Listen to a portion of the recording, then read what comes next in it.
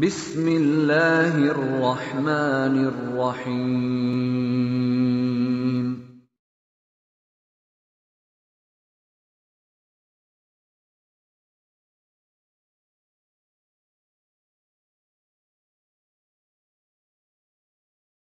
اور ان کو شکست کا سامنا کرنا پڑ رہا ہے۔ ابھی آپ کے سامنے خطاب ارشاد فرمائیں گے حضرت مولانا قاری محمد حنیف جلندری صاحب دامت برکاتہم العالیہ۔ الحمدللہ وکفی والصلاة والسلام علی عبادی من الشیطان الرجیم۔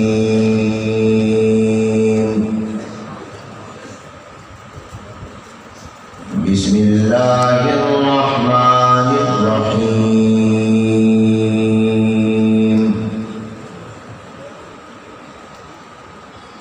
یرفع اللہ الذین آمنوا منکم والذین اوتوا العلم درجات، وقال اللہ تبارک وتعالی يريدون ليطفئوا نور الله بأفواههم والله متم نوره ولو كره الكافرون۔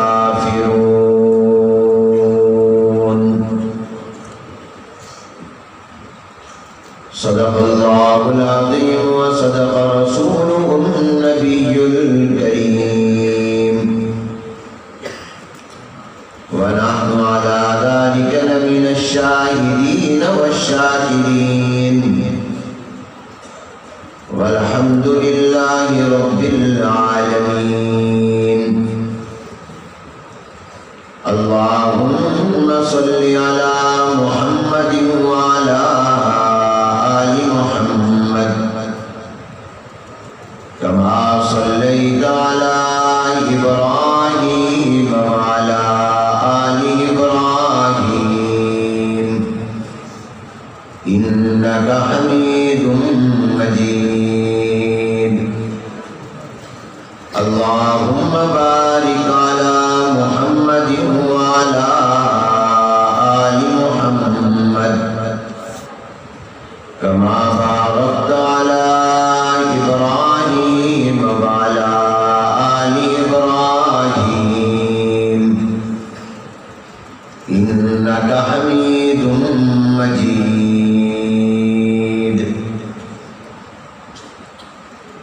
قابل صد احترام حضرات علماء کرام،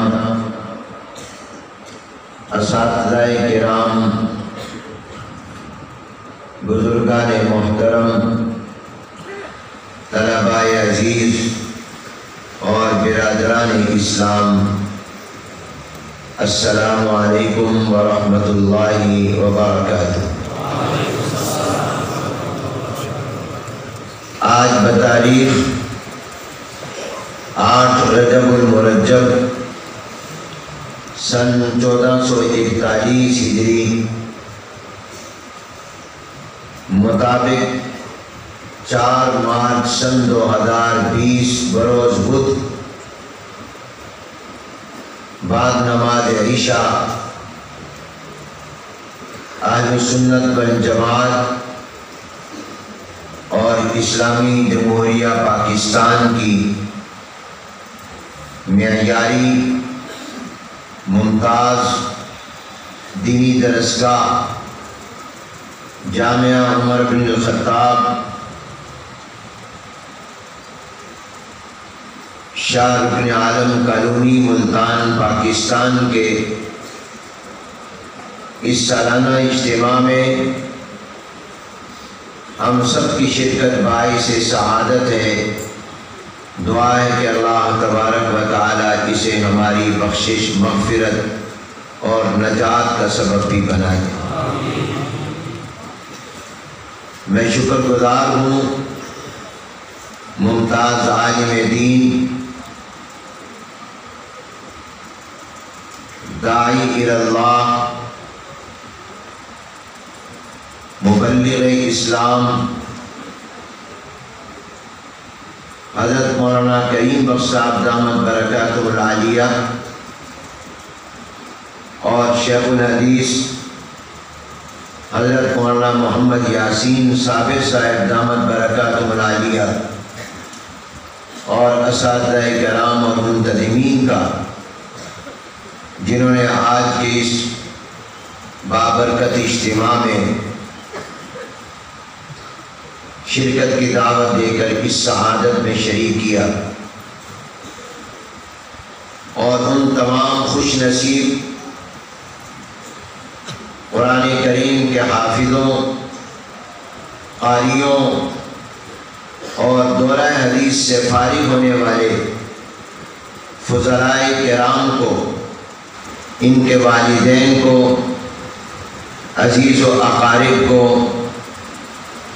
اور ان کے اساتذہ کو اور جامعہ کے تمام متعلقین و معاونین کو دل کی گہرائیوں سے مبارکباد پیش کرتا ہوں، اور ہم سب دعا گو ہیں کہ اللہ تعالی ہمارے سامنے بیٹھے ہوئے ہمارے ان فضلائے کرام کو اپنی نئی ذمہ داریوں میں کامیاب فرمائے۔ یہ جہاں ان طلباء کے لیے خوشی کا موقع ہے،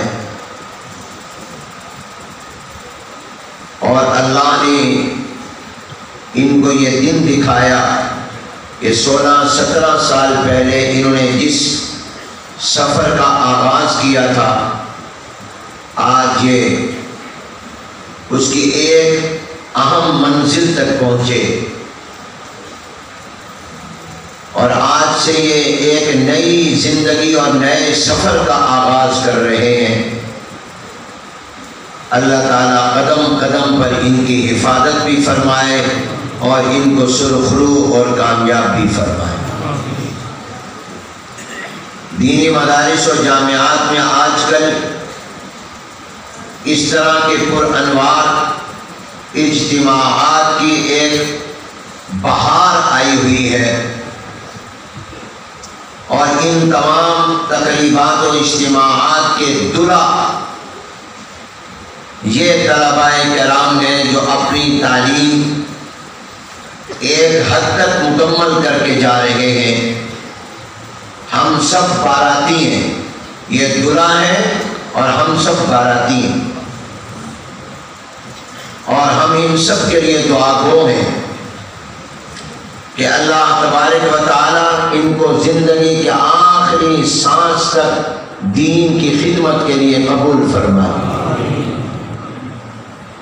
اور جو علم انہوں نے حاصل کیا ہے مرتے دم تک اللہ اس کی تعلیم اور تدریس کے ساتھ ان کو وابستہ رکھے۔ ہمارے وفاق المدارس کے صدر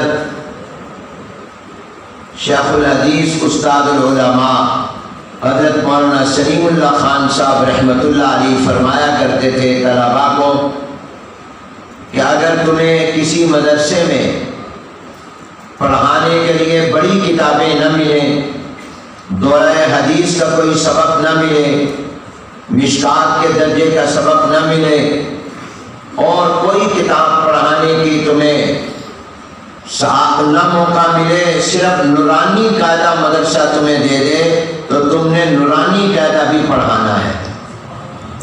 اور فرماتے تھے کہ اگر اللہ کی رضا کے لیے پڑھاؤ گے تو جو اجر و ثواب بخاری شریف کے پڑھانے پر ملتا ہے وہی اجر و ثواب اللہ تعالیٰ نورانی قاعدہ پڑھانے پر بھی عطا فرمائے۔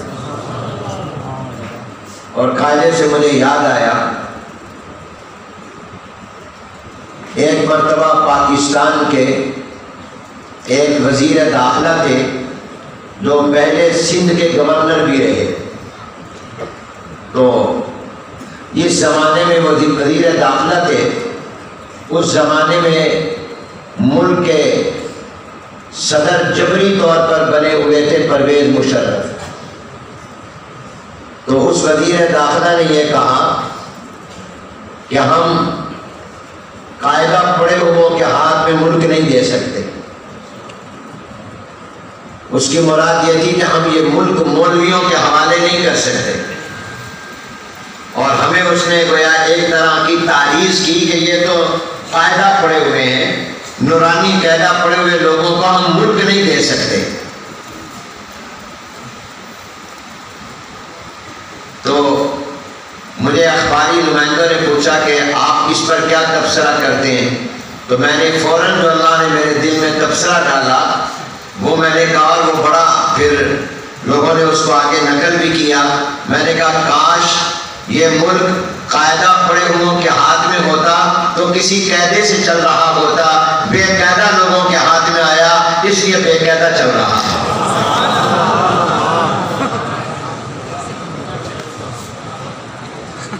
میں نے کہا کاش یہ ملک کسی قاعدہ پڑے ہوئوں کے ہاتھ میں ہوتا تو کسی قاعدے سے چل رہا ہوتا، بے قاعدہ لوگوں کے ہاتھ میں ہے اس لیے بے قاعدہ چل رہا ہے۔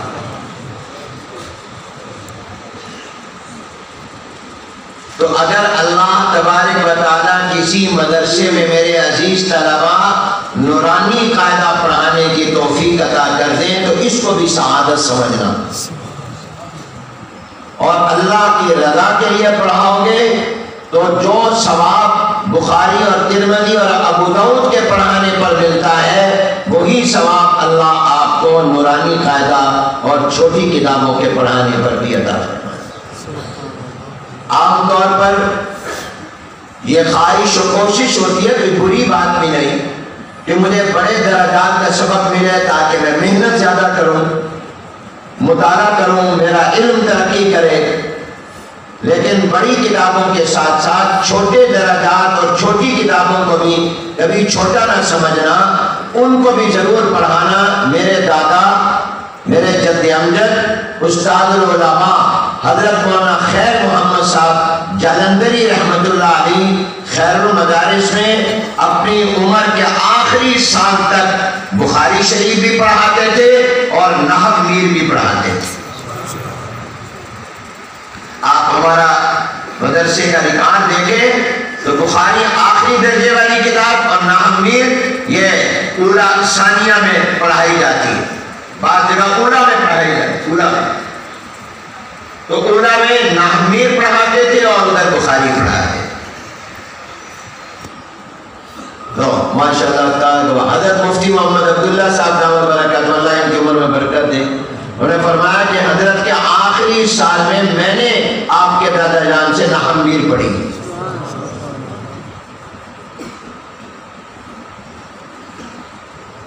تو میرے عزیز طلباء اور برادران اسلام، یہ جو آج کل پورے ملک میں ایک بہار آئی ہوئی ہے یہ ان مدارس کی برکت سے ہے، اور میرے عزیز نے کہا کہ میں کچھ مدارس کے حوالے سے گفتگو کروں، تازہ ترین حالات پر بھی بات کروں، کیونکہ ان اجتماعات کا آپ کو بلانے کا ایک بڑا مقصد ان دینی مدارس کی خدمات کو اجاگر کرنا ہے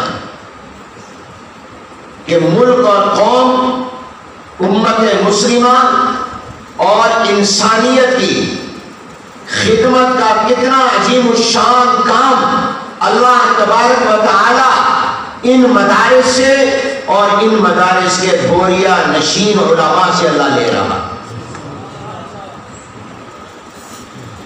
اور میرے دل میں یہ بات تھی، چنانچہ میں نے ابھی ملتان وفاق المدارس کے دفتر میں پورے پاکستان کے وفاق کے جو مسئولین جمع ہوئے تو میں نے ان سے یہ درخواست کی تھی کہ آپ جو سالانہ اجتماعات مدارس کے ملک میں ہوں، دستار بندی کے اور تعلیم کی تکمیل کے، بخاری شریف کی تکمیل کے، تو اس میں آپ مدارس کی خدمات کو عوام کے سامنے بیان کریں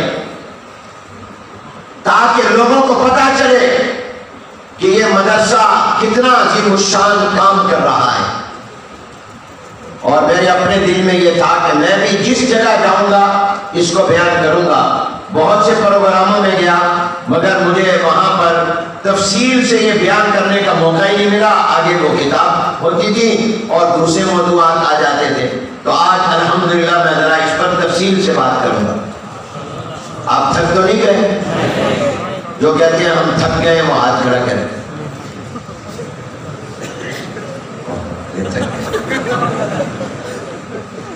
اب جو کہتے ہیں ہم نہیں تھکے وہ ہاتھ کھڑا کریں.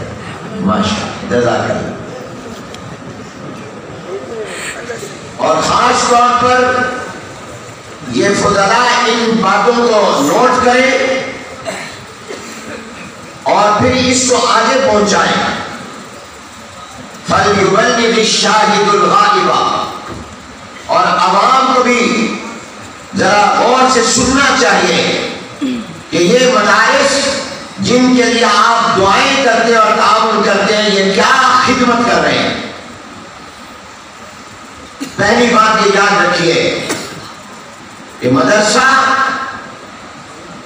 کوئی نئی چیز نہیں ہے. یہ بہت پرانی چیز ہے، بہت پرانا ادارہ ہے. جس دن دنیا میں اسلام آیا اسی دن دین کا مدرسہ بھی آیا. جتنی پرانی تاریخ اسلام کی ہے اتنی پرانی تاریخ مدرسے کی. مدرسہ اسلام ایک ہی وقت میں دنیا میں آئے اور اسلام اور مدرسہ اکٹھے چلے. دلیل امام الانبیاء رحمت عالم حضرت محمد الرسول اللہ، سب محبت سے کہہ دو صلی اللہ علیہ وسلم پر. غار حرا میں جب قرآن کریم پہلی مرتبہ نازل ہوا اور قرآن کریم کی جو آیات مبارکہ سب سے پہلے نازل ہوئی وہ یہ آیات مبارکہ ہیں. بسم اللہ الرحمن الرحیم. اقرأ بسم ربک الذی خلق خلق الانسان من علق. اقرأ وربک الاکرم الذی علم بالقلم علم الانسان ما لم یعلم. یہ 5 آیات مبارکہ ہیں جو حضور اکرم صلی اللہ علیہ وسلم پر سب سے پہلے غار حرا میں نازل ہوئی. اور ان آیتوں میں اللہ نے کیا فرمایا؟ پڑھیے. اپنے رب کا نام لے کر، اس رب کا جس نے پیدا کیا، تو اللہ نے حضور علیہ السلام کو سب سے پہلا حکم پڑھنے کا دیا اور آپ کے ذریعے پوری انسانیت کو پڑھنے اور تعلیم علم کو حاصل کرنے کا حکم دیا. تو جب یہ سب سے پہلے وحی حضور پر نازل ہوئی، آپ کی نبوت کا دنیا میں آغاز ہوا، اس سے اسلام کی ابتدا ہوئی، اس سے جناب نبی کریم صلی اللہ علیہ وسلم کی نبوت کا دنیا میں اعلان ہوا، آپ کے پیغمبر ہونے کا اعلان ہوا. اور چونکہ اس حکم میں اور وحی میں پڑھنے کا ذکر تھا تو گویا جب اسلام آیا حضور کی نبوت کا دنیا میں آغاز ہوا. جب پڑھنا ہے تو وہ جو پڑھنا ہے اور جہاں پڑھنا ہے وہی تو مدرسہ ہے اور وہی تعلیم مدرسے کی. اس لیے سب سے پہلا مدرسہ غار حرا ہے. بولو سب سے پہلا مدرسہ کون سا ہے؟ اونچی آواز سے کہو پہلا مدرسہ. آپ سے پوچھے پہلا مدرسہ کون سا ہے؟ غار حرا ہے. کیونکہ سب سے پہلا حکم وہاں آیا، پڑھنے کا آیا. اور صرف اللہ نے یہ نہیں کہا کہ پڑھیے، بلکہ آگے فرمایا بِاسْمِ رَبِّكَ الَّذِي خَلَقَ. رب کا نام لے کر پڑھیے. وہ رب کس نے پیدا کیا معلوم ہوا. پڑھنا بھی ہے، علم بھی حاصل کرنا ہے، اور پڑھنا بھی وہ ہے جس سے خالق کی پہچان ہو، جس سے اللہ تعالیٰ کی معرفت ہو، جس سے اللہ کی ذات و صفات کا پتہ چلے، جس سے معلوم ہو میرا رب کون ہے. اب میں آپ سے پوچھتا ہوں، بتاؤ ایک وہ تعلیم ہے جو عصری تعلیم کہلاتی ہے، جو یونیورسٹی میں ہے، جو کالج میں ہے، جو سکول میں ہے. اس کو پڑھنے سے آدمی کو پتہ چلتا ہے بلڈنگ کیسے بنانی ہے، قانون کیسے لڑنا ہے، فلاں کام کیسے کرنا ہے. اس سے اللہ کی ذات و صفات اور اللہ کے احکام کا پتہ نہیں چلتا. وہ تعلیم جس سے اللہ کے حکموں کا پتہ چلے، ذات و صفات کا پتہ چلے، وہ تعلیم ہے جو مدرسے میں دی جاتی ہے۔ سبحان اللہ۔ اللہ نے ادھر نہیں فرمایا پڑھیے اقرا، فرمایا بِاسْمِ رَبِّكَ الَّذِي خَلَقَ۔ تو گویا پہلے دن ہی مدرسہ وجود میں آ گیا۔ تو اسلام اور مدرسہ دونوں، سارے کہو اسلام اور مدرسہ دنیا میں اکٹھے آئے، کہو اسلام اور مدرسہ، سارے بولو، جو بول رہا ہے اللہ اس کو جنتی بنا دے، اے اللہ جو جواب دے اس کو مدینہ دکھا دے، اونچی آواز سے جواب دو، اسلام اور مدرسہ، اسلام اور مدرسہ اکٹھے آئے۔ جس دن اسلام آیا اسی دن مدرسہ آیا، جس دن قرآن نازل ہوا اسی دن مدرسہ آ گیا، جس دن میرے پیغمبر کے دنیا میں کام کا آغاز اور مشن کا آغاز ہوا اسی دن مدرسہ وجود میں آیا۔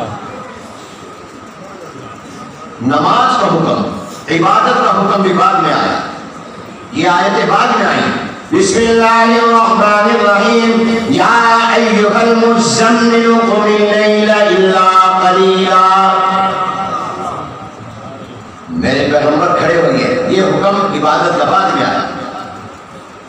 تبلیغ کا حکم بھی بعد میں آیا، کیونکہ پہلے وہ چیز آئی جس کو پڑھ لو، پھر تبلیغ اسی کی تو کرنی ہے۔ علم ہوگا تو تبلیغ کرو گے نا، آپ کے پاس دین کا علم ہوگا تو وہی آگے پہنچاؤ گے نا۔ یہ آیتیں بھی بعد میں آئی جس میں تبلیغ کا حکم ہے۔ بسم اللہ الرحمن الرحیم، یا ایھا المدثر قم فانذر وربک فکبر۔ یہاں اللہ تعالیٰ تبلیغ کا حکم کر رہے ہیں، انذار کا حکم فرما رہے ہیں، ڈرانے کا، انسانیت تک پیغام پہنچا، یہ بھی بعد میں۔ سب سے پہلے اقرا، کیونکہ پہلے آپ علم حاصل کریں گے پھر اس علم کو آگے پہنچائیں، پھر اس کی دعوت دیں گے۔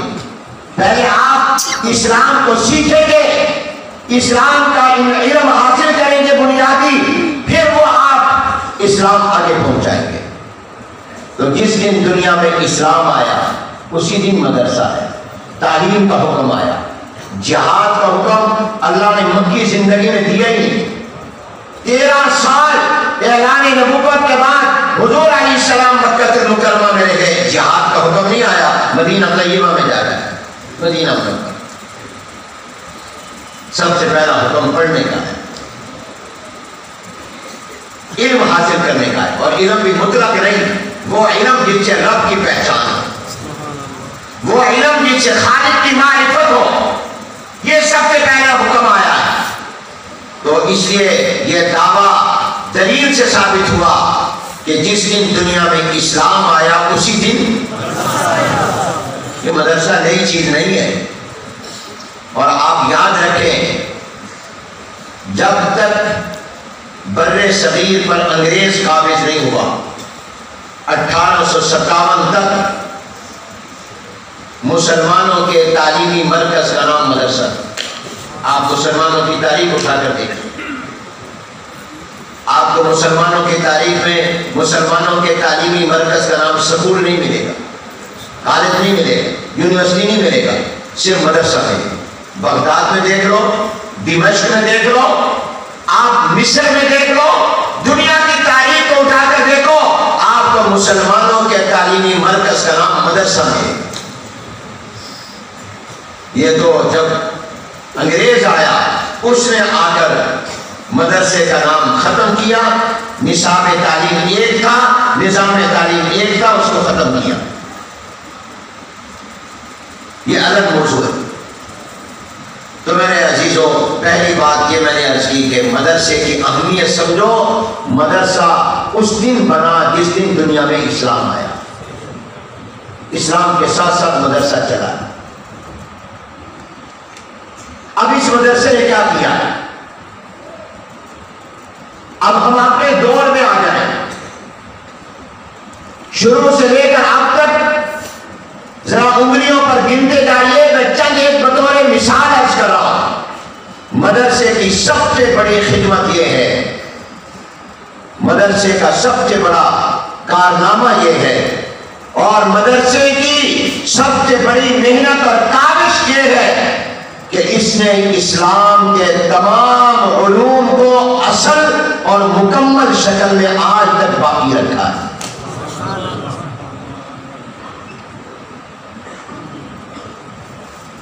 جتنے بھی علوم قرآن و حدیث کے آج تک اصل شکل میں، دو لفظ بول رہا ہوں، اصل شکل میں اور مکمل شکل میں موجود اور باقی۔ ذرا جا کر آپ پوچھیں وکیلوں سے کہ جو قانون ختم ہو جائے اس کو چند دن تک، کچھ عرصے تک اس کی کتابوں کو لوگ دیکھتے ہیں، یاد کرتے ہیں، ورنہ کوئی ماہر وکیل ہو تو اور بات ہے، ایک طرف رکھ دیتے ہیں۔ لیکن وہ قرآن و حدیث جس کو اپنے اجتماعی زندگی سے ہماری لوگوں اور حکومت اور عوام نے نکال دیا، علماء نے آج تک اس کو اپنے سینے سے لگایا، اس کو باقی رکھا۔ قرآن کریم اور حدیث مبارکہ، شریعت کے، وحی کے، نبوت کے، دین کے جتنے بھی علوم ہیں اور جتنی بھی اقسام اور احکام ہیں، ان کی اصل اور مکمل شکل میں حفاظت دین کا مدرسہ کر رہا ہے۔ سبحان اللہ کہہ دو، بلند آواز سے بولو۔ میں ایک مرتبہ جرمنی گیا، وہاں ایک کانفرنس کی اور اس کانفرنس کا عنوان تھا القرآن ما ہوا، قرآن کیا ہے۔ 9/11 تازہ تازہ ہوا تھا اور پوری دنیا میں اسلام، قرآن، مولوی، مدرسہ زیر بحث تھا، تو انہوں نے کانفرنس رکھی غیر مسلموں نے، قرآن کیا ہے۔ تو وہاں میں بھی موجود تھا، مجھ سے پہلے ایک غیر مسلم، غالباً کرسچن تھا، وہ عیسائی تھا، اس نے اپنی تقریر میں کہا کہ اگر آج ہماری بائبل اور انجیل اصل شکل میں نہیں ہے تو قرآن بھی اصل شکل میں نہیں، نعوذ باللہ۔ اور کہا اس قرآن پر بھی اعتماد نہیں کیا جا سکتا، کیونکہ یہ حضور علیہ السلام کے زمانے میں نہیں لکھا گیا، بعد میں لکھا گیا، اور بعد میں جب لکھا گیا تو لوگوں نے اپنی یادداشت اور حادثے سے لکھا، اور انسان بھول جاتا ہے، اس لیے اس میں غلطی کا امکان۔ اور بھی اس نے کئی باتیں کی۔ اس کے بعد مجھے میری تقریر تھی تو میں نے کہا کہ مجھ سے پہلے جس نے یہ دعویٰ کیا کہ قرآن بھی تورات اور انجیل کی طرح اصل اور مکمل شکل میں نہیں، یہ دعویٰ غلط ہے۔ قرآن آج بھی اسی طرح موجود ہے جس طرح قرآن حضور پر نازل ہوا تھا صلی اللہ علیہ وسلم۔ آج بھی قرآن اسی طرح موجود ہے جیسے لوح محفوظ میں ہے۔ اور میں نے کہا آج اگر اللہ تبارک و تعالیٰ حضور علیہ السلام کے زمانے کے صحابی کو زندہ کر دے اور وہ صحابی آئے اور وہ قرآن پڑھے اور آج کا مسلمان قرآن پڑھے، تو جو قرآن اس صحابی کے پاس ہے وہی قرآن آج کے مسلمان کے پاس ہے۔ ایک نقطے کا بھی فرق نہیں، قرآن اپنی اصل شکل میں، مکمل شکل میں موجود ہے، محفوظ ہے، اس کے زیر و زبر نقطے میں بھی فرق نہیں ہے۔ جبکہ تمہاری کتاب میں کتنی تعریف ہوئی ہے، میں اس کی تفصیل میں نہیں جاتا، میں نے کہا قرآن کریم اپنی اصل شکل میں موجود اور محفوظ ہے۔ اور یہ بات غلط ہے کہ حضور علیہ السلام کے زمانے میں نہیں لکھا جاتا تھا، حضور کے زمانے میں بھی لکھا جاتا تھا، حضور نے خود لکھوایا۔ حضور کے زمانے میں کئی صحابی ہیں جن کو کاتب وحی ہونے کا اعزاز حاصل ہے، جب وحی آتی تھی حضور ان کو بلاتے، وہ لکھتے تھے، اس لیے ان کو کاتب وحی کہا جاتا ہے۔ حضرت امیر معاویہ رضی اللہ تعالیٰ بھی ان میں شامل ہے، کاتب وحی۔ حضور کے زمانے میں بھی قرآن لکھا گیا اور قرآن اپنی اصل اور مکمل شکل میں موجود ہے۔ میں نے کہا آپ پوری دنیا سے قرآن کے نسخے منگوا لیں اور ان کا موازنہ کریں تو آپ کو کسی نسخے میں کوئی فرق نظر نہیں آئے گا۔ آپ سعودی عرب میں جو قرآن ہے وہ منگوائیں، آپ پاکستان کا منگوائیں، ہندوستان سے منگوائیں، امریکہ سے منگوائیں، یورپ سے منگوائیں، افریقہ سے منگوائیں، گاؤں اور دیہات کی مسجد میں رکھا ہوا قرآن کا نسخہ منگوائیں، مدینہ پاک میں رکھا ہوا قرآن کا نسخہ منگوائیں، ہر قرآن بسم اللہ سے شروع ہو رہا ہے، الحمدللہ رب العالمین سے شروع ہو رہا ہے، والناس پر ختم ہو رہا ہے۔ کہیں بھی قرآن کریم میں آپ کو کوئی فرق نظر نہیں آئے۔ اور آپ جرمنی کے کسی ایک شہر میں بائبل کے نسخے منگوا لیں تو آپ کو ایک شہر کے بائبل کے نسخوں میں فرق نظر آ جائے۔ دنیا سے آپ قرآن کے نسخہ ایک ایک منگوا لیں اور کئی منگوا لیں، آپ کو کوئی فرق نظر نہیں آئے. اور یہ بات میرے دوست اور بھائیو یاد رکھو، اس لیے کہ حضور علیہ السلام آخری نبی ہے. ختم نبوت کی وجہ سے اللہ نے اس کو محفوظ رکھا، کسی اور کتاب کی حفاظت کا بات ہے. میں ایک دن مسجد نبوی میں غالباً رمضان کا موقع تھا یا حج کا موقع تھا، پتہ ہے میرا خیال میں رمضان کا ہی تھا. اللہ ہم سب کو لے جائے مدینہ. تو میں فجر کی نماز پڑھ کے نکل رہا تھا تو میں نے دیکھا دائیں بائیں آگے پیچھے تا حد نگاہ لوگ ہی لوگ. رمضان مبارک تھا، شہری کھا کے لوگ فجر کی نماز پڑھ کے سونے کے لیے جاتے ہیں، تو بہت بڑا مجمع تھا. ایک تو میرے ساتھ یہ ہوا کہ میرے آگے کچھ عورتیں جا رہی، مرد عورتیں سارے نماز پڑھ کے حرم شریف سے نکل رہے. تو میں ذرا تیزی سے جانا چاہتا تھا، ادھر بھی عورتیں ادھر بھی عورتیں آپس میں باتیں کرتے ہوئے جا رہی تھی. تو میں نے اندازہ لگایا کہ یہ عورتیں جو ہیں یہ عربی ہیں. تو میں نے عربی زبان میں کہا یا امی خلی طریق، مجھے راستہ دے دو. تو وہ جواب میں مجھے کہتی ہے الم تکن ارض اللہ واسعہ، الم تکن ارض اللہ واسعہ، اللہ کی زمین بہت بڑی فراخ ہے، ادھر سے چلا جانا. تو میرے دل میں وہاں جب میں نے لوگوں کا مجمع دیکھا تو میرے دل میں آیا کہ دنیا میں اس وقت کسی نبی اور پیغمبر کی مسجد میں اور کسی نبی کی قبر پر، اول تو پیغمبروں کی قبر کا یقینی طور پر پتہ ہی نہیں ہے کہ کون سا نبی کہاں دفن ہے.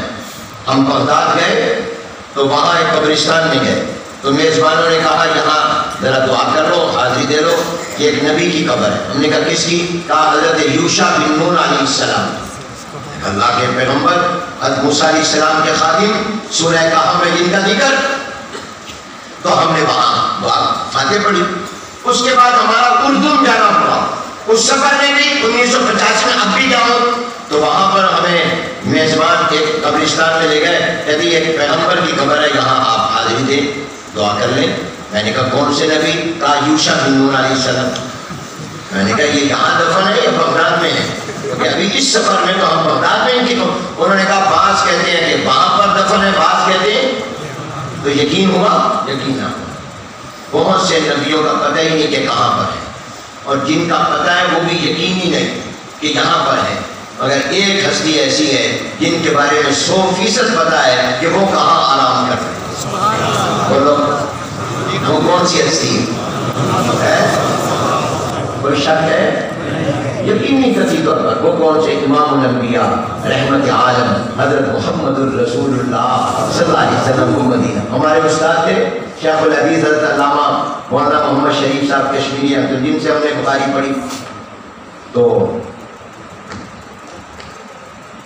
وہ جب رمضان میں عمرے پر جاتے تھے نا تو زیادہ مدینہ منورہ میں رہتے تھے. مکہ المکرمہ میں جاتے تھے عمرہ کرنے، جمعرات کو جاتے تھے اور جمعے کا دن وہاں گزارتے تھے. جمعہ پڑھ کے شام کو تراویح پڑھ کے وہاں سے واپس مدینے آتے تھے. تو زیادہ تر کہاں رہتے تھے؟ مدینہ. مکے جاتے تھے 2 دن 3 دن واپس آتے.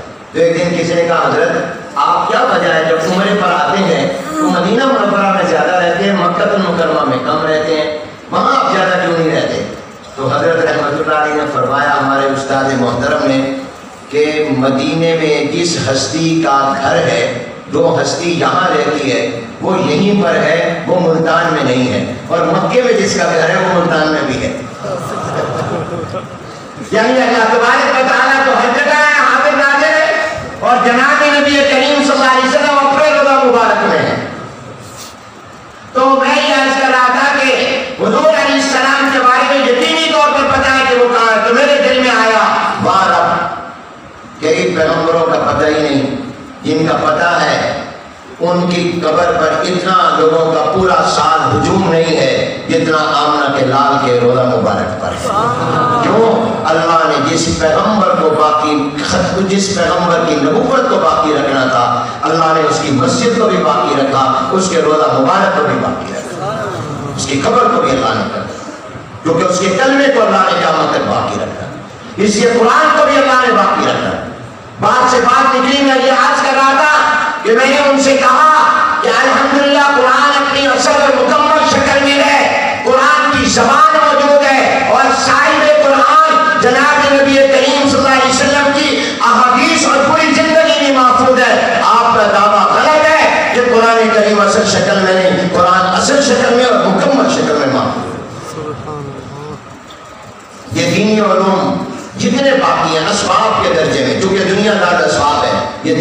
مدارس کی برکت سے.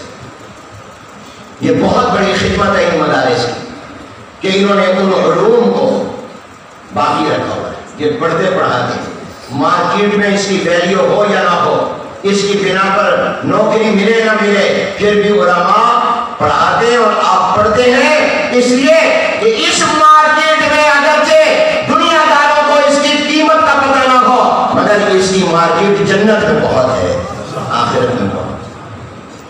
اس مارکیٹ کا سامان یہ ہے. تو پہلی خدمت ان مدارس کی یہ ہے کہ انہوں نے تمام علوم کو اور شریعت کو اور دین کو اس کی اصل شکل میں باقی رکھنے کی محنت کی ہے. دوسری خدمت یہ دینی مدارس مسلمانوں کو دینی سروس مہیا کرتے, مذہبی سروسز مہیا کرتے. جگہ جگہ گاؤں دیہات میں جتنی مسجدیں ہیں, آپ بتاؤ ان مسجدوں کے لیے مؤذن چاہیے کہ نہیں چاہیے؟ ان کے لیے امام چاہیے کہ نہیں چاہیے؟ ان کے لیے وہاں پر استاد چاہیے کہ نہیں چاہیے؟ بچوں کو قرآن پڑھانے والے اور مفتی, عالم, خطیب, دینی رہنما, یہ الحمدللہ یہ قومی خدمت اور بین الاقوامی خدمت دینی مدارس سے انجام دے رہے ہیں. دنیا کی حکومتیں آپ کے لیے علماء تیار نہیں کر رہی. پاکستان کی حکومت دیگر حکومتوں کی طرح حکومتی سطح پر وہ عوام کے لیے, مسلمانوں کے لیے حافظ اور قاری اور عالم, امام اور خطیب اور مؤذن, مؤذن اور مفتی اور دینی رہنما اور پیشوا تیار کر کے قوم کو نہیں دے رہے, حالانکہ یہ قوم کی ضرورت ہے. یہ کام یہ علماء کرام اور یہ مدد سے کر رہے ہیں اور انہوں نے اپنی ڈیوٹی پوری کی ہے. آج تک آپ نے سنا ہے, اگر سنا ہے تو ہاتھ کھڑا کر کے بتائیے گا, ورنہ پھر اس بات کو مانیے گا. آج تک آپ نے سنا کہ کوئی مسجد بنی, امام نہیں ملا, مسجد ہے اذان دینے والا کوئی نہیں. یہ تو ہوا کہ مسجد ایک ہے, مولوی 4-5 آ گئے. ایسا نہیں ہوا کہ جناب ان کو مولوی نہ ملے. ابھی رمضان آ رہا ہے, اللہ آپ کو ہم سب کو نصیب فرمائے. پہلے کہا کہ مسجدیں ہیں, پورا قرآن سنانے والا, مصلی سنانے والا حافظ نہیں. اور اب کیا ہے, ایک مسجد ہے اور 4-5, 6, 10 کہتے ہیں یار ہمیں موقع دے دو, اس سال ہمیں تراویح سنانے دو. یہاں تو یہاں, واہ میرے رب تیری کیا قدرت ہے. تلک الایام نداولها بین الناس. جاؤ مغربی ملکوں میں, یورپ کے ملکوں میں دیکھو, جا کر اسی رمضان میں دیکھو. میں نے تو اپنی آنکھوں سے دیکھا ہے کہ جگہ جگہ وہاں مسجدیں بن گئیں اور ایک شہر میں کئی مسجدیں, شاندار خوبصورت مسجدیں. کئی حضرات نے باہر کے ملکوں کی مسجدیں دیکھی, حضرت مولانا بھی جاتے رہتے ہیں. دیکھیے رمضان میں بھی آپ جا کر دیکھیں, ایک مسجد میں 4-4, 5-5 قرآن کے حافظ تراویح پڑھا رہے ہیں. حافظ زیادہ ہے, مسجدیں کم. یہاں تو ہے, ان ملکوں کی بات کر رہا ہوں, اتنے حافظ زیادہ ہے, مسجدیں کم. تو یہ علماء, حافظ, امام, خطیب, رہنما, مفتی, یہ قوم کی ضرورت ہے. بتاؤ اس ضرورت کو کون سا سکول پوری کر رہا ہے؟ اس ضرورت کو کون سا کالج, اس ضرورت کو کون سی یونیورسٹی, اس ضرورت کو اس صوبے کی حکومت, کون سا ضلع کی حکومت اس ضرورت کو پورا کر رہی ہے؟ یہ الحمدللہ یہ مدارس اور یہ علماء پوری کر رہے ہیں. یہ قوم کی ضرورت ہے یا نہیں؟ ڈاکٹر کی ضرورت تو بیمار کو پڑتی ہے, اور انجینئر کی ضرورت جس نے بلڈنگ بنانی ہو, وکیل کی ضرورت جس نے مقدمہ لڑنا ہو, اور مولوی کی ضرورت ہر مسلمان کو پڑتی ہے. ہر مسلمان کو پڑتی ہے.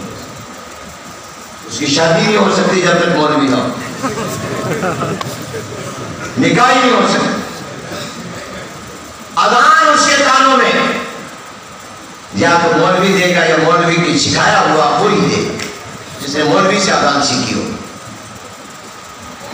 ایک مرتبہ ہمارے پرویز مشرف کا زمانہ تھا, اس سے مذاکرات تھے, تو اس کے چیف آف سٹاف تھے جنرل غلام محمد، وہ ڈیرہ اسماعیل خان کے تھے، بڑے اچھے آدمی تھے، بیچارے ایکسیڈنٹ میں فوت ہو گئے. تو پرویز مشرف کے ساتھ ذرا میٹنگ میں تھوڑا سا وقت تھا بھی، تو میں ان کے پاس بیٹھا، تو ان سے میری گپ شپ شروع ہو گئی. تو وہ بھی ذرا ان دنوں میں کچھ روشن خیالی سے متاثر نظر آ رہے تھے.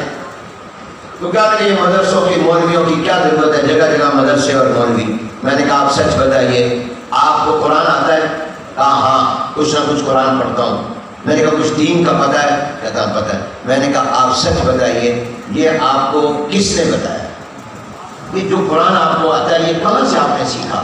تو کہا میں نے اپنے یونٹ کے، ہماری فوجی چھوڑی میں جو یونٹ ہمارے ہوتے ہیں، اس یونٹ کی جو مسجد ہوتی ہے، اس مسجد کے مولوی اور خطیب سے میں نے یہ قرآن سیکھا ہے. جو کچھ مجھے دین کا پتہ ہے وہ اس سے پتہ ہے. تو پھر میں نے کہا پھر آپ کیسے کہہ سکتے ہیں کہ مدرسے کی اور مولوی کی ضرورت نہیں؟ جتنا کچھ آپ کو دین پتہ ہے وہ اسی مدرسے اور مولوی نے آپ کو بتایا ہے. اور الحمدللہ یہ دوسری بڑی خدمت ہے ان مدارس کی کہ یہ مدارس قوم کو وہ رہنما دے رہے ہیں جن کی ان کو قدم قدم پر ضرورت ہے.